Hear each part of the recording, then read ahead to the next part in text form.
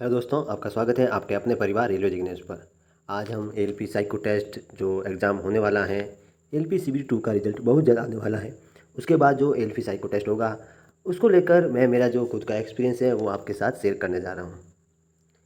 मैंने 2018 जो एलपी में जो एग्ज़ाम हुआ था, जिसमें एलपी और टेक्नीशियन का एक साथ एग्ज़ाम होता था, उसमें मैंने एलपी में जो साइको टेस्ट है वो टेस्ट दिया था। आज मैं आपको बताऊंगा कि मेरे कितने नंबर आए थे और मैंने कहाँ से तैयारी किया था, और मेरे साथ बैटरी टेस्ट 5 में क्या हुआ था, क्या दिक्कत हुई थी और आपको क्या सावधानी रखनी है, उसके बारे में भी मैं आपको बताऊंगा। LP psycho test first time 2018 में जो एलपी की भर्ती हुई थी, उस समय ये ऑनलाइन साइको टेस्ट शुरू हुआ था। उसके बाद 2019 की जो भर्ती थी, एनटीपीसी जो स्टेशन मास्टर एसएम की पोस्ट थी, उसके लिए जो साइको टेस्ट हुआ था वो भी ऑनलाइन हुआ था।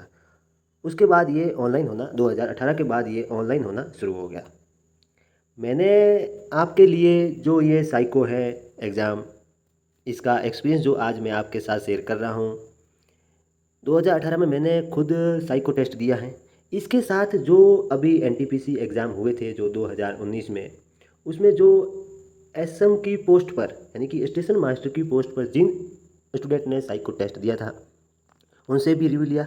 उसमें उन दोनों कैंडिडेट से मैंने रिव्यू लिए जो स्टेशन मास्टर की पोस्ट पर साइको दिया था और जो फेल हो गए थे, और उनसे भी रिव्यू लिया है जो उन्होंने साइको टेस्ट पास किया था। ये जो फेल हो गए थे, ये क्यों फेल हुए, और जो ये कैंडिडेट पास हुए, इन्होंने क्या अपना एफर्ट लगाया जो ये पास हो गए।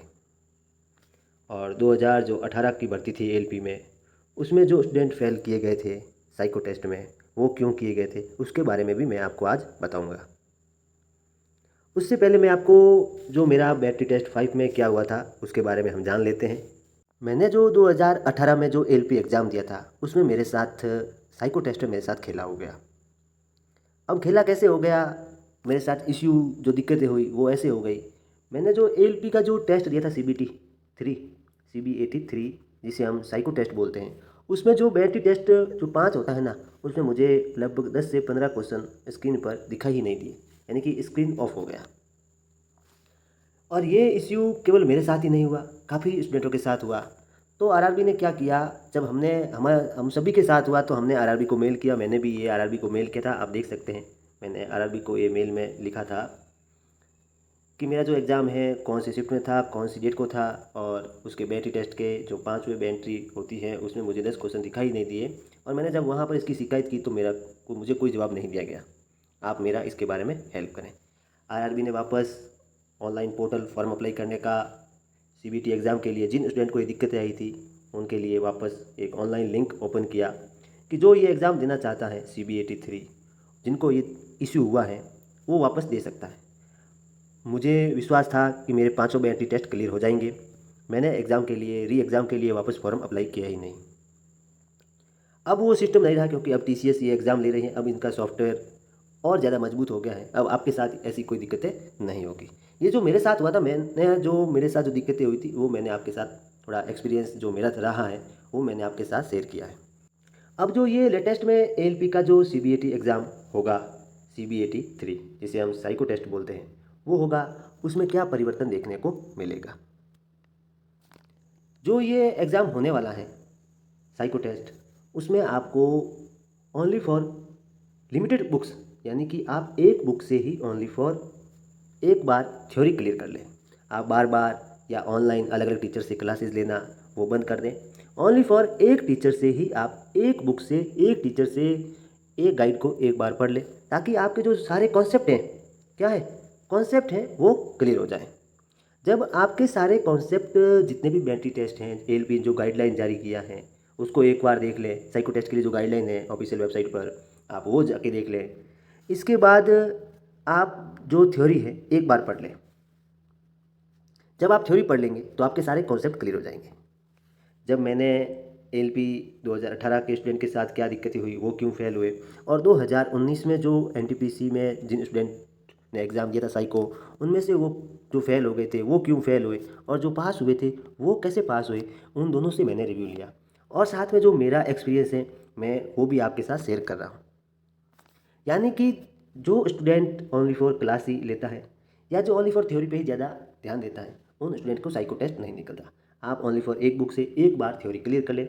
जब आपकी थ्योरी क्लियर हो जाएगी, आप ज़्यादा से ज़्यादा टेस्ट दें। क्या दें? ज़्यादा से ज़्यादा टेस्ट दें। आप ऐसा टेस्ट सीरीज परचेज करें जिसमें आप उसको रिपीट में दे सकते हैं, यानी कि एक टेस्ट को कई बार दे सकते हो। ऐसी टेस्ट सीरीज परचेज करें। इससे क्या होगा? आपका पेमेंट का आपको लॉस नहीं होगा। जो टेस्ट होने वाले हैं साइको, उसमें कोई परिवर्तन नहीं होगा। हमें दिक्कतें क्या होगी? जो 2018 में जो एएलपी भर्ती हुआ था, उसमें स्टूडेंट को दिक्कतें हुई थी बेंटी टेस्ट 5 में। किसमें? बेंटी टेस्ट 5 में। वो उनको अलग लगा, एकदम से उनको लगा कि ये नई चीज़ आ गई है, तो वो घबरा गए और उनसे वो टेस्ट वो उनको हैंडल ही नहीं कर पाए। और यही दिक्कत एनटीपीसी वालों के साथ भी हुई। जो उन्होंने एनटीपीसी एग्ज़ाम दिया था, मेरी उनसे बात हुई, मैंने उनसे जब रिव्यू लिया तो उन्होंने भी यही बोला।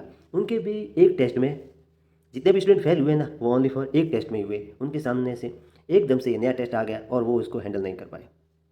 जब मेरा टेस्ट हुआ था वो सेकंड शिफ्ट में हुआ था, और जब फर्स्ट शिफ्ट के स्टूडेंट जो टेस्ट देके आए थे, उन्होंने मुझे अपना रिव्यू दिया और उन्होंने बताया था कि इस टाइप से क्वेश्चन पूछे जा रहे हैं और हमें पता ही नहीं लगा। तो जब हमारा एग्ज़ाम हुआ तो मैंने उस जो 4 टेस्ट हुए थे पहले, वो एकदम से जो हम टेस्ट सीरीज देते हैं ना, उस टाइप से हुए थे। ये टेस्ट जब नया आया ना, तो हमने इसको गौर किया कि हमें पहले से पता था कि इस टाइप से पूछेंगे, तो इसलिए मेरा ये बेंटी टेस्ट 5 नंबर जो बेंटी टेस्ट है वो क्लियर हो गया। और इसी तरह जो एनटीपीसी में जो उन्होंने एग्ज़ाम दिया था, उनके सामने भी यही दिक्कतें आई थी। उन्होंने 4 बेंटी टेस्ट क्लियर कर लिए थे, लेकिन एक बेंटी टेस्ट उनसे क्लियर नहीं हुआ। सभी के एक भी दिक्कत रही। अब उसमें क्या परिवर्तन थे? यानी कि एक बेंटी टेस्ट में परिवर्तन हो सकता है। आपके जो 4 बेंटी टेस्ट आप दे रहे हो, वो कोचिंग में जो आप पढ़ रहे हो, अभी जो टेस्ट दे रहे हो, उनके समान हो। एक में ये थोड़ा परिवर्तन कर सकते हैं। क्या कर सकते हैं? परिवर्तन कर सकते हैं। इसलिए आपको तैयार रहना है। आप आराम से अभी जितना टेस्ट दोगे, अभी आप जितना टेस्ट देके प्रयास करोगे, उतना ही आपके लिए बेनिफिट होगा। जितना हो सके टेस्ट कंप्यूटर या लैपटॉप पर दें, जिससे क्या है, आपको वहाँ एग्ज़ाम हॉल में जो साइको टेस्ट है वो देने में थोड़ा आसानी हो। इसके साथ ही जो अगर बेंटी टेस्ट में कुछ बदलाव होते हैं, आप उनसे घबराएं नहीं। एकदम से अगर आपको लगे कि कुछ नया पूछ लिया गया है, तो आप उनको 10 बार गौर से देखें।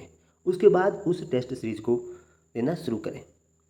इसी तरह अगर आप नए नए टेस्ट सीरीज में, या आपको लगता है अगर आपको फ्री में कहीं से टेस्ट सीरीज अवेलेबल हो जाती हैं, तो आप रोज़ाना सुबह से शाम तक इधर उधर थ्योरी क्लास में अपना टाइम वेस्ट करने से ज़्यादा है, आप टेस्ट सीरीज पर ज़्यादा से ज़्यादा फोकस करें। चाहे फ्री के टेस्ट हो, चाहे आप परचेज कर रहे हो, जैसे भी हो, आप उस पर ध्यान ज़्यादा दें। और जो एक टेस्ट में जो परिवर्तन होने वाला है, उस पर खासकर ध्यान रखें। हो सकता है परिवर्तन हो सकता है परिवर्तन ना भी हो। लेकिन जो स्टूडेंट फेल होंगे, वो ज़्यादातर फेल होंगे ना, वो एक टेस्ट में ही होंगे। उनके 4 के 4 टेस्ट निकल जाएंगे। एक टेस्ट में वो सिमिलर लेगा, यानी सिमिलर मतलब जितने भी फेल होंगे ना, वो उस एक टेस्ट में ही फेल होंगे। तो आप इनका थोड़ा ध्यान रखें, इन बातों का। बाकी जो एसएम हैं, एएलपी हैं, उनसे जो रिव्यू लिया गया है, उन्होंने भी यही बताया है, साइको टेस्ट इतना हार्ड नहीं है जितना ये आप अभी खुद से सोच रहे हैं। जब मेरा साइको टेस्ट हुआ था, तब मुझे जो नंबर आए थे वो 23 पॉइंट कुछ समथिंग में, ऐसे कुछ नंबर आए थे। और मैं 5 बेंटी टेस्ट क्लियर था मेरा। बाकी आप सबका साइको टेस्ट अच्छे से जाए।